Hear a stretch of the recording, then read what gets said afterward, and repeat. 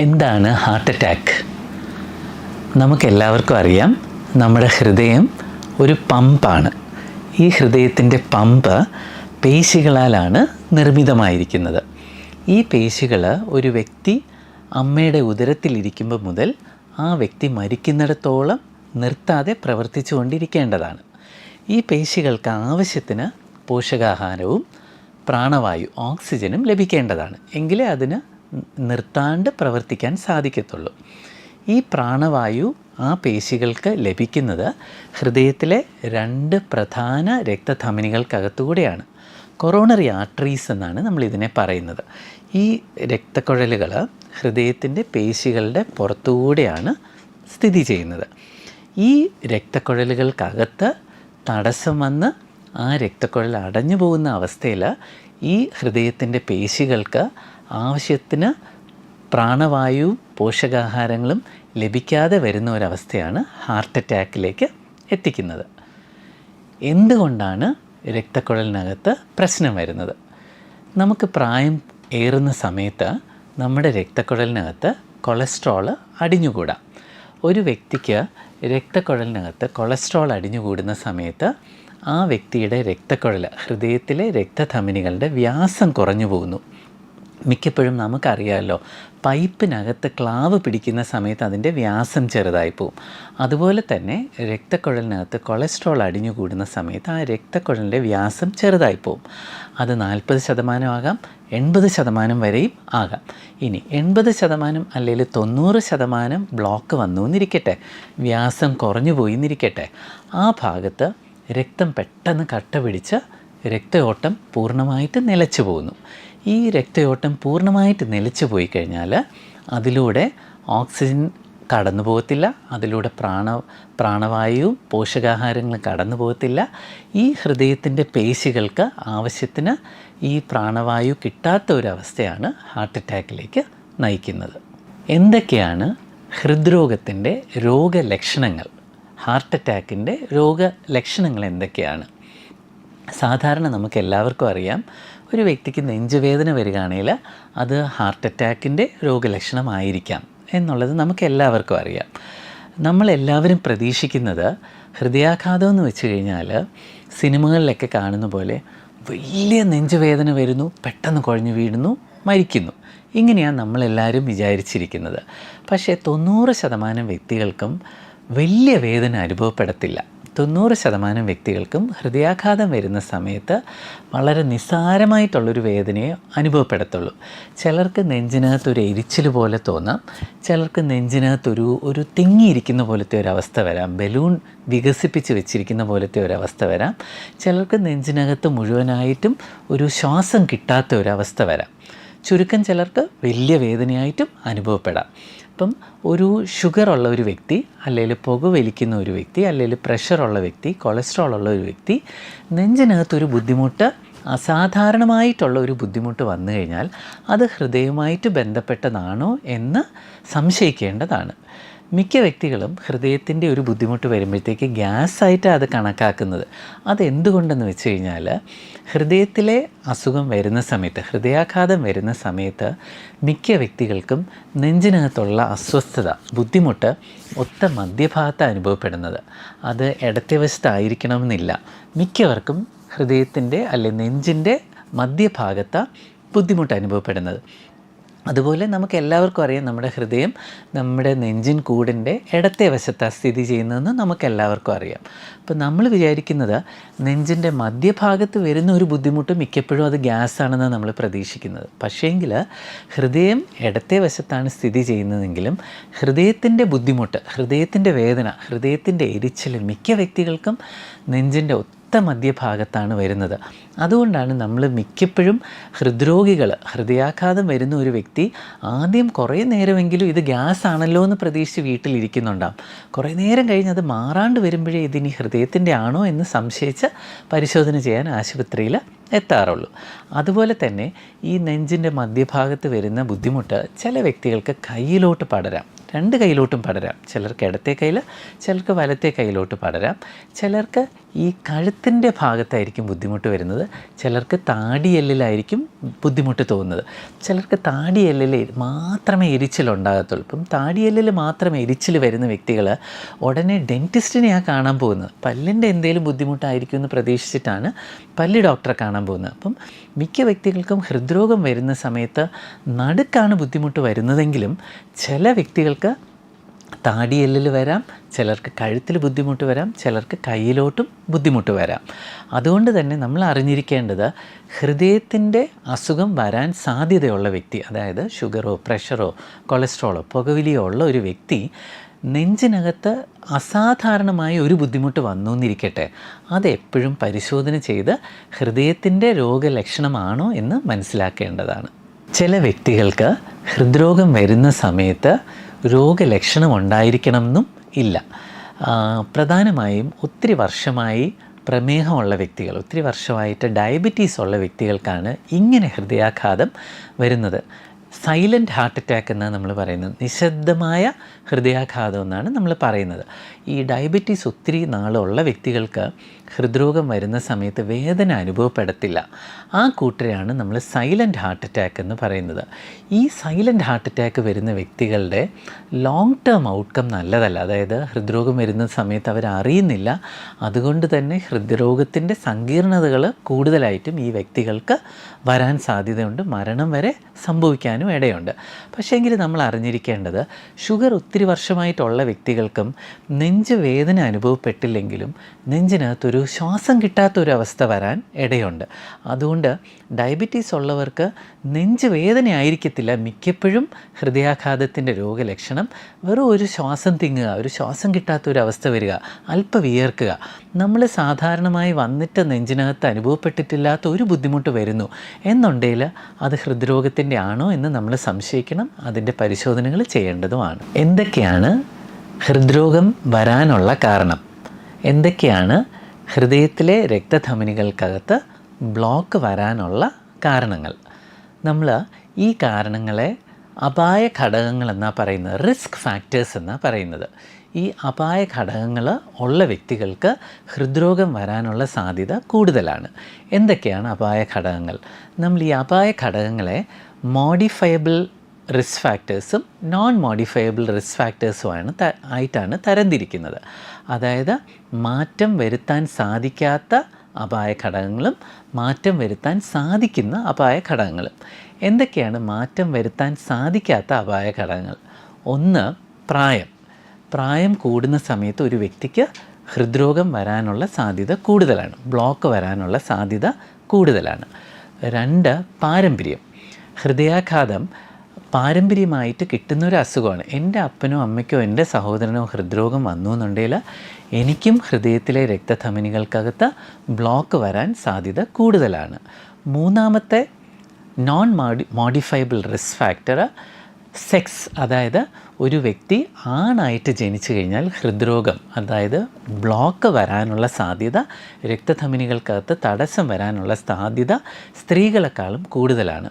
സ്ത്രീകൾക്ക് ഈസ്ട്രജൻ എന്നുള്ള ഹോർമോൺ അവർക്ക് ഈ ബ്ലോക്ക് വരുന്നത് തടയാനായിട്ട് സഹായിക്കുന്നു. അതുകൊണ്ടാണ് പുരുഷന്മാർക്ക് ഹൃദ്രോഗം വരാനുള്ള സാധ്യത സ്ത്രീകളെക്കാളും കൂടുതലായി കണ്ടുവരുന്നത്.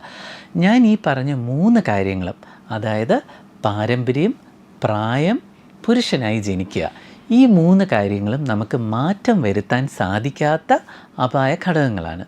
ഇനി എന്തൊക്കെയാണ് മാറ്റം വരുത്താൻ സാധിക്കുന്ന അപായ ഘടകങ്ങൾ? പ്രഷർ, ഷുഗർ, കൊളസ്ട്രോൾ, പുകവലി.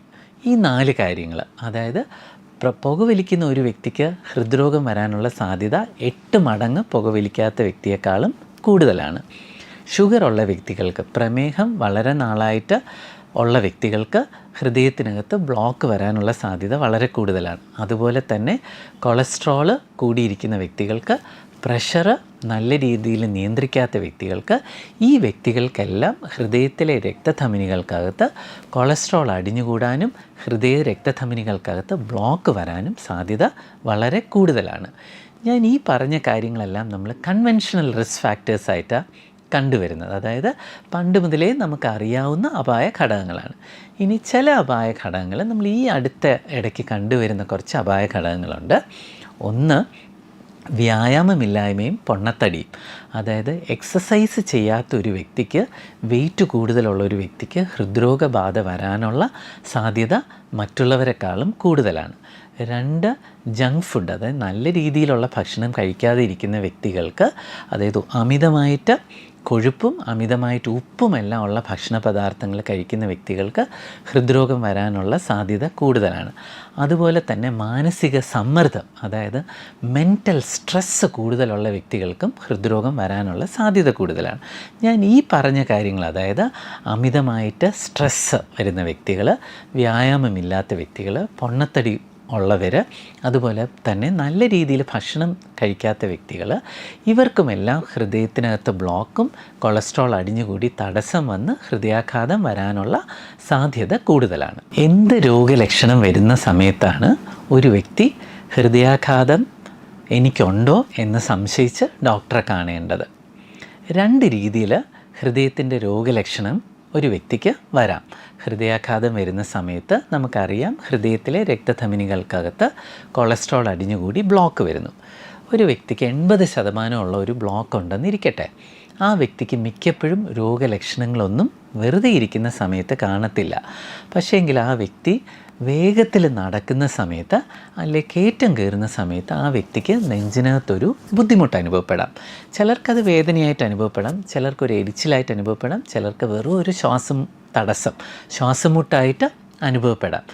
ധൃതി വെച്ച് കയറ്റം കയറുന്ന സമയത്ത്, അല്ലെ ധൃതി വെച്ച് നടക്കുന്ന സമയത്ത് നെഞ്ചിലൊരു ബുദ്ധിമുട്ട് വരുന്ന വ്യക്തി, അത് ഹൃദ്രോഗത്തിൻ്റെ ലക്ഷണം ആണോ എന്നുള്ളത് സംശയിക്കേണ്ടതാണ്.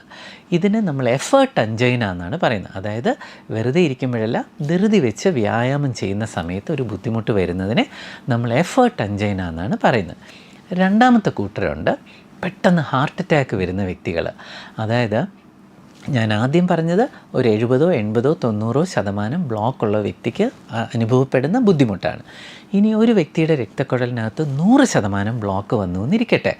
ആ വ്യക്തിക്ക് അപ്പം തന്നെ നെഞ്ചിനകത്തൊരു ബുദ്ധിമുട്ട് അനുഭവപ്പെടും. നടക്കുന്ന സമയത്തോ കയറ്റം കയറുന്ന സമയത്തായിരിക്കത്തില്ല, വെറുതെ ഇരിക്കുന്ന സമയത്ത്, വീട്ടിൽ TV ഒക്കെ കണ്ടിരിക്കുന്ന സമയത്ത് പെട്ടെന്ന് നെഞ്ചിനകത്തൊരു അസ്വസ്ഥത അനുഭവപ്പെടാം. കഴിഞ്ഞ ദിവസം ഞങ്ങൾക്കൊരു രോഗി ഇവിടെ ആശുപത്രിയിൽ വന്നായിരുന്നു. ഫോണിലൂടെ ഒരു കൂട്ടുകാരനുമായിട്ട് നല്ല രീതിയിൽ സംസാരിച്ചു കൊണ്ടിരുന്നു. ഇടയ്ക്കൊരു വഴക്കായി. ഒരു 10 മിനിറ്റോളം ഒച്ചത്തിൽ സംസാരിച്ച് കഴിഞ്ഞപ്പോഴത്തേക്ക് അദ്ദേഹത്തിന് നെഞ്ചിനകത്ത് പെട്ടെന്നൊരു ബുദ്ധിമുട്ട് വന്നു. ഒരു വേദനയല്ലായിരുന്നു, ഒരു അസ്വസ്ഥതയായിരുന്നു അദ്ദേഹത്തിന് ഉണ്ടായത്. 5-10 മിനിറ്റ് അത് മാറുമോ എന്ന് നോക്കി, മാറിയില്ല. ഉടൻ ആശുപത്രിയിലെത്തി ECG നോക്കിയപ്പോഴത്തേക്ക് അത് ഹൃദയാഘാതമാണെന്ന് മനസ്സിലായി. ഹൃദയാഘാതം വരുന്ന വ്യക്തികൾക്ക് വെറുതെ ഇരിക്കുമ്പോഴും നെഞ്ചിനകത്ത് ബുദ്ധിമുട്ട് വരാം. പെട്ടെന്നൊരു നെഞ്ചിനകത്തൊരു ബുദ്ധിമുട്ട് വരുന്നു. അതൊരു അൺയൂഷ്വൽ സിംറ്റം ആണെന്നിരിക്കട്ടെ. അതായത് സാധാരണ എനിക്ക് വന്നിട്ടില്ലാത്ത ഒരു ബുദ്ധിമുട്ട് എൻ്റെ നെഞ്ചിനകത്തോ എൻ്റെ കഴുത്തിലോ താടിയെല്ലിലോ കയ്യിലോ ഒരു കഴപ്പ് പോലെ വന്നു കഴിഞ്ഞാൽ ഉടൻ ഡോക്ടറെ കാണുക, ആശുപത്രിയിലെത്തുക, ECG എടുക്കുക. ECG എടുത്ത് അത് ഹൃദ്രോഗത്തിൻ്റെ ലക്ഷണമാണോ എന്ന് വിലയിരുത്തേണ്ടതാണ്. അതുപോലെ തന്നെ ഒരു പ്രധാനപ്പെട്ട കാര്യം, എല്ലാ വ്യക്തികൾക്കും ആദ്യത്തെ ECGയിൽ തന്നെ ഹൃദ്രോഗത്തിൻ്റെ സൂചന ലഭിക്കണമെന്നില്ല. ചില വ്യക്തികൾക്ക് 2ാമത്തെയോ 3ാമത്തെയോ ECG, അതായത് അരമണിക്കൂർ 2 മണിക്കൂറൊക്കെ കഴിഞ്ഞ് ECG എടുക്കുമ്പോഴേ വ്യത്യാസങ്ങൾ കണ്ടുപിടിക്കാൻ സാധിക്കത്തുള്ളൂ. അതുകൊണ്ട് നെഞ്ചിലെ ഒരു ബുദ്ധിമുട്ടായിട്ട് ആശുപത്രിയിൽ കാഷ്വാലിറ്റിയിൽ എത്തുന്ന ഒരു വ്യക്തി ECG എടുത്ത് ECGയിൽ കുഴപ്പമില്ലയെന്ന് കണ്ടു കഴിഞ്ഞാൽ ഉടൻ ആശുപത്രി വിടാൻ പാടില്ല. അവിടുത്തെ ഡോക്ടർ നിർദ്ദേശിക്കുന്നതനുസരിച്ച് കുറേ നേരം 2-3 മണിക്കൂർ ആശുപത്രിയിൽ കാഷ്വാലിറ്റിയിൽ ചിലവഴിച്ച് 2ാമതൊരു ECG എടുത്ത് ആ ECGയിൽ വ്യത്യാസം ഉണ്ടോ എന്ന് നോക്കേണ്ടതാണ്. അതുപോലെ തന്നെ 6 മണിക്കൂർ കഴിഞ്ഞ് ട്രോപ്പോണിൻ എന്നൊരു രക്തപരിശോധന നോക്കേണ്ടതാണ്. ഈ ട്രോപ്പോണിൻ രക്തപരിശോധനയിലും വലിയ കുഴപ്പമില്ല എന്നുണ്ടെങ്കിൽ ആ വ്യക്തിക്ക് ഒരു പ്രധാന ഹൃദയാഘാതം ഇല്ല എന്നുള്ളത് നമുക്ക് തീർച്ചപ്പെടുത്താൻ സാധിക്കും. അതുകൊണ്ട് ഒരു ECG എടുത്തു, നോക്കി, കുഴപ്പം കണ്ടില്ല, എനിക്ക് ഹൃദയത്തിൽ അസുഖം ഇല്ല എന്നുള്ള ഒരു നിഗമനത്തിലെത്താൻ പാടില്ല. ഡോക്ടർ നിർദ്ദേശിക്കുന്നത് പോലെ 1-2 ECG എടുക്കേണ്ടി വന്നേക്കാം, ഹൃദ്രോഗത്തിൻ്റെ രക്തപരിശോധന നോക്കേണ്ടി വന്നേക്കാം. അതെല്ലാം നോർമൽ ആണെന്നുണ്ടെങ്കിലേ ഹൃദ്രോഗബാധ ഇല്ല എന്ന് നമ്മൾ തീർച്ചപ്പെടുത്താൻ പാടുള്ളൂ. എന്തൊക്കെയാണ് ഹൃദ്രോഗം, ഹാർട്ട് അറ്റാക്ക് വരുന്ന ഒരു വ്യക്തിക്ക് ഉണ്ടാകാവുന്ന കോംപ്ലിക്കേഷൻസ്, സങ്കീർണതകൾ? 2 പ്രധാന കോംപ്ലിക്കേഷൻസാണ് ഹൃദ്രോഗം വരുന്ന വ്യക്തികൾക്ക് ഉണ്ടാകാവുന്നത്. ഒന്ന്, ഹൃദയാഘാതം വരുന്ന സമയത്ത്, ഹാർട്ട് അറ്റാക്ക് വരുന്ന സമയത്ത് പെട്ടെന്ന് ഹൃദയസ്തംഭനം ഉണ്ടാകാം, കാർഡിയാക് അറസ്റ്റ് ഉണ്ടാകാം. അത് വലിയ ഹാർട്ട് അറ്റാക്ക് വരുന്ന വ്യക്തികൾക്കാണ് ഇത് സംഭവിക്കുന്നത്. നമ്മൾ പലപ്പോഴും പത്രത്തിലൊക്കെ വായിക്കാറുണ്ട്. ഒരു വ്യക്തി രാവിലെ ഭക്ഷണം കഴിച്ചു, ജോലിക്ക് പോയി, ജോലി ചെയ്തുകൊണ്ടിരുന്ന സമയത്ത് പെട്ടെന്ന് നെഞ്ചുവേദന അനുഭവപ്പെട്ടു, കുഴഞ്ഞു വീണു, മരിച്ചുപോയി. ഇങ്ങനെ നമ്മൾ കേൾക്കാറുണ്ട്. ഇത് ഹൃദയസ്തംഭനം, ഹാർട്ട് അറ്റാക്ക് വന്ന് ഹൃദയം നിന്നുപോയി, ഹാർട്ട് അറ്റാക്ക് വന്നു, കാർഡിയാക് അറസ്റ്റ് വന്നു, ഹൃദയം നിന്നുപോയി, ആ വ്യക്തി മരണപ്പെടുക സംഭവിക്കുന്നത്. ഇത് സാധാരണ വരുന്നത് എന്തുകൊണ്ടെന്ന് വെച്ചാൽ ഹൃദയത്തിൻ്റെ പേശികളിൽ പ്രധാന ഭാഗവും ഡാമേജ് വരുന്ന സമയത്താണ്. പ്രധാന ഭാഗത്തേക്കും രക്തഓട്ടം ഇല്ലാണ്ടാകുന്ന സമയത്ത് പെട്ടെന്ന് ഹൃദയത്തിൻ്റെ പ്രവർത്തനം അങ്ങ് നിന്നു പോകാം, ആ വ്യക്തി മരണപ്പെടാം. അത് ഒരു കോംപ്ലിക്കേഷൻ. രണ്ടാമത്തെ കോംപ്ലിക്കേഷൻ, ചില വ്യക്തികൾ ഹൃദയാഘാതം വന്ന് അതിൻ്റെ ചികിത്സ ലേറ്റായി പോകുന്ന സമയത്ത് നമ്മുടെ ഹൃദയത്തിൻ്റെ പേശികൾക്ക് ബലക്ഷയം സംഭവിക്കാം, ഹൃദയത്തിൻ്റെ പമ്പിങ് ശക്തി കുറഞ്ഞു പോകാം. ഈ പമ്പിങ് ശക്തി കുറഞ്ഞു പോകുന്ന വ്യക്തികൾക്ക് കുറേ നാൾ കഴിയുമ്പോഴത്തേക്ക് ക്ഷീണിച്ചിരിക്കുന്ന ഹൃദയം കുറേ നാൾ കഴിഞ്ഞ് നിന്നു പോകാം. അതുപോലെ തന്നെ ഈ വ്യക്തികൾക്ക് പമ്പിങ് ശക്തി കുറഞ്ഞു പോകുന്ന സമയത്ത് നടക്കുമ്പോഴത്തേക്കോ കയറ്റം കയറുമ്പോഴത്തേക്കോ അമിതമായിട്ട് ശ്വാസം മുട്ടും ഉണ്ടാകാം. ഇതൊക്കെയാണ് ഹൃദ്രോഗം വരുന്ന സമയത്തുണ്ടാകാവുന്ന കോംപ്ലിക്കേഷൻസ് അഥവാ സങ്കീർണതകൾ. എന്തൊക്കെയാണ് ഹാർട്ട് അറ്റാക്കിൻ്റെ പരിശോധനകൾ? ഹാർട്ട് അറ്റാക്ക് ഒരു വ്യക്തിക്കുണ്ടോ, ഹൃദയത്തിലെ രക്തധമനികൾക്കകത്ത് ബ്ലോക്ക് ഉണ്ടോ എന്നറിയാനുള്ള പരിശോധനകൾ എന്തൊക്കെയാണ്? ഞാൻ ആദ്യം പറഞ്ഞതുപോലെ നെഞ്ചുവേദന വരുന്ന വ്യക്തിക്ക് ആദ്യം നമ്മൾ ചെയ്യുന്ന പരിശോധന ECG, ഇലക്ട്രോകാർഡിയോഗ്രാമാണ്. ECGയിൽ എല്ലാ വ്യക്തികൾക്കും തുടക്കത്തിൽ തന്നെ ഹാർട്ട് അറ്റാക്ക് നമ്മൾ കണ്ടുപിടിക്കാൻ സാധിക്കണമെന്നില്ല. അതുകൊണ്ട് തുടർച്ചയായിട്ട് 2-3 ECG ചിലപ്പം എടുക്കേണ്ടി വന്നേക്കാം. രണ്ടാമത്തെ പരിശോധന ട്രോപ്പോണിൻ എന്നുള്ള രക്തപരിശോധന. ഹൃദയത്തിൻ്റെ ഒരു ബുദ്ധിമുട്ട് വന്നു കഴിഞ്ഞാൽ 6 മണിക്കൂർ കഴിഞ്ഞ് പരിശോധിക്കേണ്ട ഒരു ടെസ്റ്റാണ് ട്രോപ്പോണിൻ എന്ന് പറയുന്ന രക്തപരിശോധന. മൂന്നാമത്തെ പരിശോധന എക്കോകാർഡിയോഗ്രാം. എക്കോകാർഡിയോഗ്രാം എന്ന് വെച്ച് കഴിഞ്ഞാൽ ഹൃദയത്തിൻ്റെ പേശികൾ നന്നായിട്ട് പ്രവർത്തിക്കുന്നുണ്ടോ, ഹൃദയത്തിൻ്റെ ചില ഭാഗത്തേക്ക് രക്തോട്ടം കുറഞ്ഞു പോയോ എന്നൊക്കെ അറിയാനുള്ള പരിശോധനയാണ് എക്കോകാർഡിയോഗ്രാം. പിന്നെ നാലാമത്തെ പരിശോധന ട്രെഡ്മിൽ ടെസ്റ്റ്. ട്രെഡ്മിൽ ടെസ്റ്റ് നമ്മൾ ഹൃദയാഘാതം ഉണ്ടോ എന്നറിയാനുള്ള പരിശോധനയല്ല, ഹൃദയത്തിലെ രക്തധമനികൾക്ക് ബ്ലോക്ക് ഉണ്ടോ എന്നറിയാനുള്ള പരിശോധനയാണ്. അതായത് നടത്തി നോക്കി ഒരു വ്യക്തിക്ക് എന്തെങ്കിലും കയറ്റം കയറുന്ന സമയത്ത് ബുദ്ധിമുട്ടുണ്ടെന്നിരിക്കട്ടെ, ആ ബുദ്ധിമുട്ടുള്ള വ്യക്തിയെ നടത്തി നോക്കി നടക്കുന്ന സമയത്ത് ECG എടുക്കുന്ന പരിശോധനയാണ് ട്രെഡ്മിൽ ടെസ്റ്റ്. നടക്കുന്ന സമയത്ത് ECGയിൽ വ്യത്യാസങ്ങളുണ്ടെങ്കിൽ ആ വ്യക്തിക്ക് ഹൃദയത്തിനകത്ത് രക്തധമനികൾക്കകത്ത് ബ്ലോക്ക് ഉണ്ടെന്നുള്ള നിഗമനത്തിൽ നമുക്ക് എത്താൻ സാധിക്കും. അതുപോലെ തന്നെ ഏറ്റവും പ്രധാനപ്പെട്ട പരിശോധന എന്ന് പറയുന്നത് കൊറോണറി ആൻജിയോഗ്രാം എന്ന് പറയുന്ന പരിശോധനയാണ്. കൊറോണറി ആൻജിയോഗ്രാം എന്ന് പറയുന്നത് നമ്മൾ കയ്യിലെ രക്തക്കുഴലിനകത്തൂടെ ഒരു ചെറിയ കത്തീറ്റർ കടത്തി 1.5 മില്ലിമീറ്റർ വ്യാസമുള്ള ഒരു കത്തീറ്റർ, ഒരു കുഞ്ഞു ട്യൂബ് കടത്തി ആ കുഞ്ഞു ട്യൂബ് ഹൃദയത്തിലെ രക്തധമനികൾക്കകത്ത് വെച്ച് അവിടെ കോൺട്രാസ്റ്റ് ഇഞ്ചെക്റ്റ് ചെയ്ത് ഈ രക്തക്കുഴലിനകത്ത് തടസ്സമുണ്ടോ എന്നുള്ള പരിശോധനയാണ് കൊറോണറി ആൻജിയോഗ്രാം എന്ന് പറയുന്നത്. രക്തക്കുഴലിനകത്ത് ബ്ലോക്ക് ഉണ്ടോ എന്നറിയാൻ ഏറ്റവും ഉചിതമായ പരിശോധനയാണ് കൊറോണറി ആൻജിയോഗ്രാം എന്ന് പറയുന്നത്. ഈ കൊറോണറി ആൻജിയോഗ്രാമിലൂടെ നമ്മൾ എത്ര ബ്ലോക്ക് ഒരു വ്യക്തിക്കുണ്ട്, എത്ര ശതമാനമുള്ള ബ്ലോക്കുകളുണ്ട്, പ്രധാന രക്തധമനികളിൽ ബ്ലോക്ക് ഉണ്ടോ, കുഞ്ഞ് രക്തധമനികൾക്കകത്താണോ ബ്ലോക്ക് എന്നൊക്കെയുള്ളത് നമുക്ക് മനസ്സിലാക്കാൻ സാധിക്കുകയും ചെയ്യും. ഹൃദയാഘാതത്തിൻ്റെ ചികിത്സ എന്താണ്? നമുക്കറിയാം, ഒരു വ്യക്തിക്ക് ഹൃദയാഘാതം വരുന്നത് ഹൃദയത്തിലെ രക്തധമനികൾക്കകത്ത് കൊളസ്ട്രോൾ ഉണ്ടായി ബ്ലോക്ക് ഉണ്ടാകുന്നു, അതുപോലെ തന്നെ രക്തം കട്ട പിടിച്ച് രക്തക്കുഴൽ അടഞ്ഞു പോകുന്നു. ഈ അടഞ്ഞുപോയ രക്തക്കുഴലിനെ എത്രയും വേഗം എടുക്കുക എന്നുള്ളതാണ് ഏറ്റവും ഉചിതമായിട്ടുള്ള ചികിത്സ ഹൃദയാഘാതം വരുന്ന വ്യക്തിക്ക്. ഇനി ഈ വ്യക്തി ഒരു ആശുപത്രിയുടെ കാഷ്വാലിറ്റിയിൽ നെഞ്ചുവേദനയോടുകൂടി എത്തുകയാണെന്നിരിക്കട്ടെ, ECG പരിശോധനയിൽ ഹൃദയാഘാതം ഉണ്ടെന്നിരിക്കട്ടെ, ആ വ്യക്തിക്ക് ഏറ്റവും പ്രധാനപ്പെട്ട 2 ചികിത്സകളാണ് വേണ്ടത്.